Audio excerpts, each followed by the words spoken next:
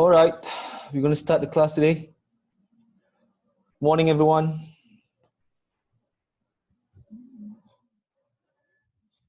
Let me just share my desktop. Angan is here, Jonathan Hughes here. Okay.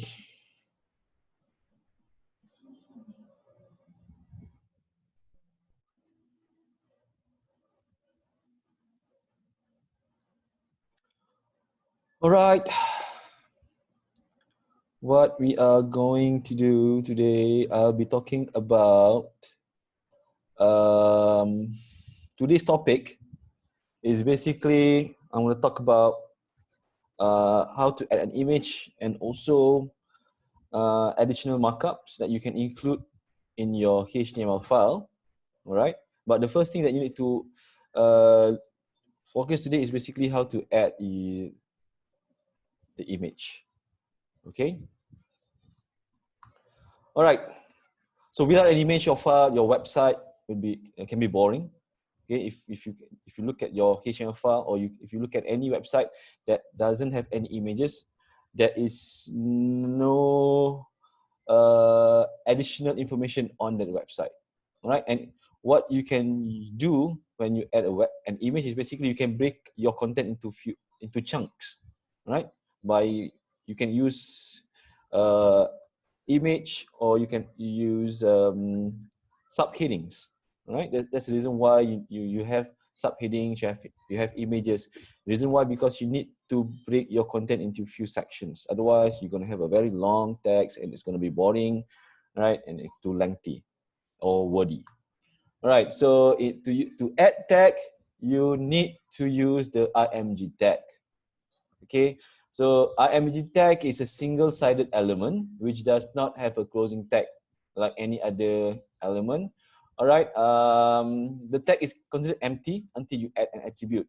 There are a few other tag that is considered as single-sided tag, which is IMG, your line break or BR, your horizontal rule or horizontal line. Those are single-sided HTML tag. All right. So without an attribute, your IMG tag is not functioning.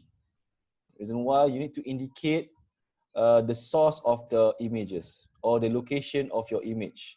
So normally for IMG tag, you need to use SRC attributes. Okay, the value for the SRC attribute is the URL. URL indicates the location or the path of your images. There's two ways of adding. There's two sources for your image. You can use the local source, which is whereby you place your image in your local folder, or you can use an image that is uploaded in a website or in a server. For example, like what Ahmed did in his exercise last week. Okay, right. So these are the two main sources for your images. Either you save it on your local folder. When I say local folder, meaning that you save it in your computer. All right, but you need to state that using absolute path. Right. You can also add an alt attribute. An alt attribute is actually a description about the photo.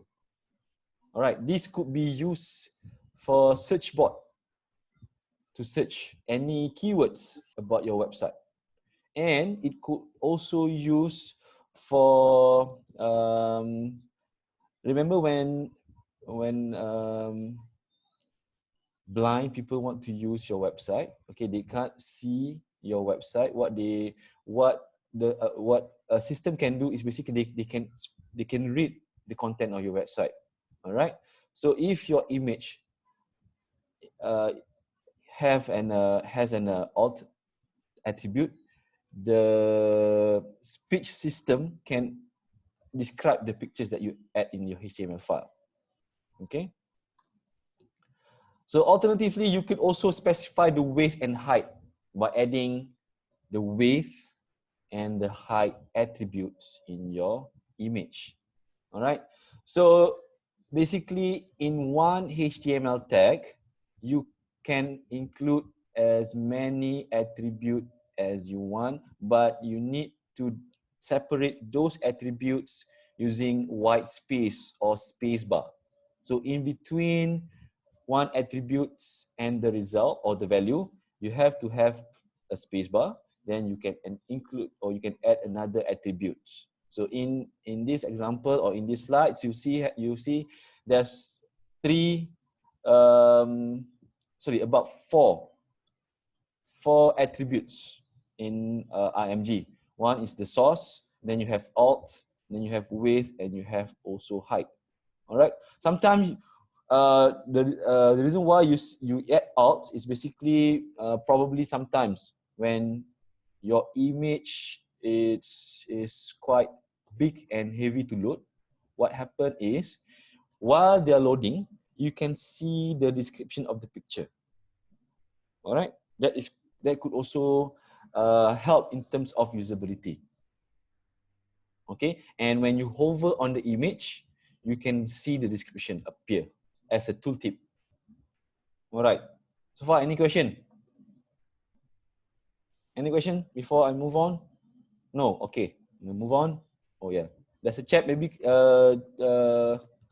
Loon, you can entertain the chat because I can't open. Because if I want to open my chat, I have to minimize the screen. Okay. Yeah. He just say no question. No question. Okay. Thank you. All right. So I can continue. All right, so then we're going to talk about images, image format for web.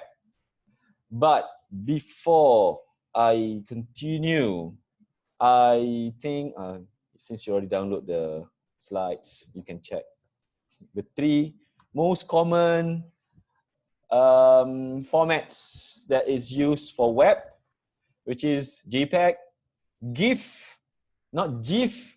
It's the pronunciation for graphics interchange format is actually GIF.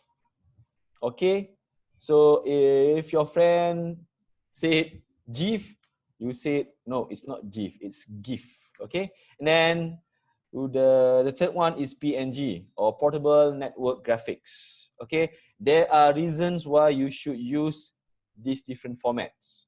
All right, there's new participants coming in. Can Loon check? All right, so okay. All right, so what is JPEG? JPEG stands for Joint Photographic Expert Group. This is the most common format used for on the web. All right, it is highly compatible and small size, and very little loss of quality. Okay, you can and then it's safe. It is safe using lossy compression. Right, you can compress your image using Photoshop. Compression or optimize. I sometimes call it optimization. I sometimes call it compression. Right. For the compression process, you need to use Photoshop. I will show you later after this. All right. So JPEG format usually used for photos on the web. Okay. If you have a photo of you, a photo of scenery, you need to use JPEG because the file size is very small, and you may the quality you can still maintain the quality of the image. All right. And then you have GIF or graphics interchange format.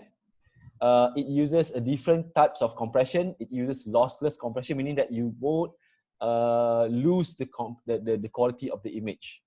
Say you save the image over and over again without having to lose any data. All right. So it uses 8-bit lossless format, which support a maximum of 256 colors. So you have million colors, but for GIF format, it can only support up to 256 colors only. All right. I'm not sure whether you find probably they have upgraded the GIF version or can support higher color. Probably you can, if you find that information, you can share it in class. All right. So the unique feature of this format is basically it is the ability to have animation. Okay, you can create animation and you can save it in as GIF, and you can place it in your HTML file. All right. So, and the file size is 4 as compared if you include a video. Okay, you've done this in your typography class. Remember your type expression, you create the key frame and you add the animation, or you create the animation in Photoshop, and then you convert or you save the file as GIF using save file for web. All right, it's the same process. Okay, so the last, okay, this format is an excellent choice for logo, limited color images. They need to be in a small size. And I did not include this in the slide. GIF format also support transparent. Okay, JPEG doesn't support transparency.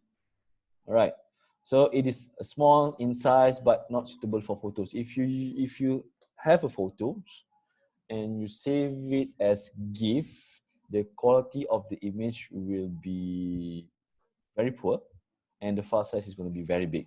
Okay, so don't use GIF for your photo. All right, and then you have the most popular. I think most of us use PNG. All right, and if you screen grab your screen, okay, if you take a picture of, I mean, like if you screenshot your screen, the image that is saved by the system is PNG.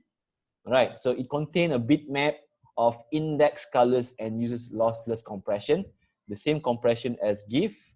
All right, and it also allows full range of color and better compression as compared to GIF. Okay, this is a new format. I think there's another format called WebP. Okay, but not most browser doesn't support that format, so I don't include that format here. All right, so it is the most used format on the web, and it supports transparent on the image. Okay, I'll show you some example later and how to compress your image in Photoshop. All right, any question before I continue?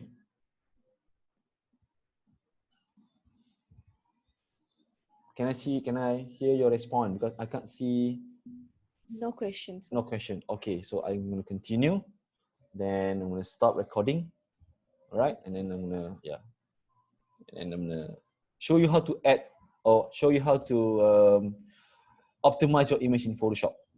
Okay? Okay. All right. So what is ID and class? So this is very confusing. All right? Until you use it. Okay? Okay, so for example, right, in every HTML element, you can add or you can carry an ID attribute. Okay, when I say HTML element, meaning that your H1, your H2, your paragraphs, your I, your UL, even your li, or even your image can carry an ID attribute. The reason why is because you can give a unique name onto that HTML element. Okay, commonly it is used for styling the element. Okay, so it is used to uniquely identify the element from other elements on the page. Okay, for example, okay, in your HTML, your document, you have two paragraphs. Okay, in one particular sections, you have one paragraph. So, you have two paragraphs. So in the first paragraph, you want to have slightly different appearance. Probably what you would do, you would have an indentation, for example, or you would want to have the first letter to start with a capital letter. All right, or you want to highlight the whole sentence in the paragraph. You want to have a background color on the first paragraph. All right, so what you can do is you can add an ID attribute on that first paragraph, and you can add color or you can add indentation in your CSS file later. All right, so it is important that no two elements have the same value for their ID attribute, meaning that you cannot have two elements with the same name. So it is unique. So basically, if you have an ID in one particular paragraph, you need to use one name for that particular paragraph only. So other paragraph cannot use the same ID attributes. It's going to conflict, and yeah, there will be problem later. Okay, but if you want to have more than 2 elements using the same name, you can use different attributes. Again, you just bear with me. I'll try to explain as easy as possible so that you can understand without showing some example. I'll show you some example later once we start to use CSS, probably next week. Okay, for today, we're gonna you're not gonna add any attribute or class attribute for now, all right? Okay. Yes. Yeah. Any question about ID attribute? Not yet. Not yet, because you can't really imagine when to add attribute. Okay, never mind. Understand? Every semester I have this kind of situation. All right. So giving an element a unique identity allows you to style it differently, like I mentioned earlier or explained earlier, from any other instance of the same element on the page. Right. Again, for example, in your document you have 3 to 4 H2, for example, or 3 to 4 H1, for example. But that one particular H1, you want to have a different appearance, so you might want to add an ID attribute. Okay, for example, here, you might want to assign one paragraph within the page a different style from all the other paragraphs, so you have to use ID attribute. Okay, and then we have a class attribute. Okay, so again, every HTML element can carry a class attribute. So sometimes you will want a way to identify several elements as being different from the other elements on the page. In this case, probably you want to have your italics, all your italics in your document, all right, to use different font family, for example, and different color, right? So what you could do is you can add a class attribute to all the I's or italics element or I tag in your document. So later in your CSS file or CSS document, you can change the rule of the appearance or change the style of the I. All right, but you can use the same name for all the I's or for all the italic tag in the document. But in your CSS later, you can just have one style that control all the I's or all the italic tags in your HTML file. Okay, so it's quite different from ID. ID is much more unique. So you cannot have 2 elements with the same name. But for class attribute, you can have 2 elements using the same name. All right. Reason why? Because you want to have that 2 element or that 2 HTML tag using the same style or same appearance. For example, you might have some paragraph of the that's a typo error there, of the content information that is more important than others, and you want to distinguish between these elements, right? So the class attribute on any element can share the same value or name. Okay. By using, and also you can also have multiple name in that class attribute. Okay. For example, like paragraph first underline, for example. So you indicate those characteristic of the paragraph in the class name. So when you do it in your Illustrator, in your CSS, you can just type the class name and change the style or the rule that you want. All right. By default, using this attribute does not affect the presentation of an element. Okay. So when you include an ID name on the HTML tag or class attribute on the HTML tag, okay, before you do anything in your CSS file, the appearance on the browser doesn't change until you add a CSS rule. Okay, it will only change their appearance if there is a CSS rule that indicates it should be displayed differently. Okay, before I move on to the next information, any question? Nope. No. So far, no question because you don't really understand what I'm trying to explain. Okay, maybe, yeah, probably. If you understand, then you have a lot of questions. All right. Okay, and then we're gonna talk about different. We have in HTML, right? We have different